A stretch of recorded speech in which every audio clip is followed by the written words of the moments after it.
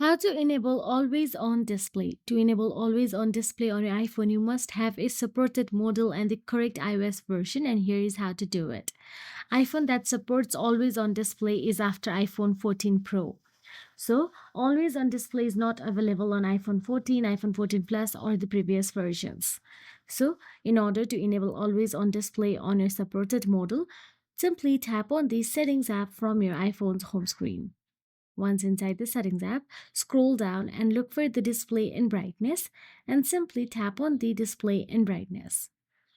Now, once inside the display and brightness, all you have to do is scroll down and tap on always on display option available there.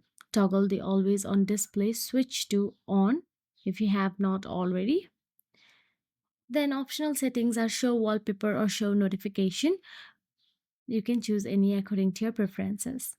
So even if you turn off your phone, like even if you tap on the power button, your iPhone will not turn off. If you found this video helpful, please like, share and subscribe our channel, and thank you so much for watching.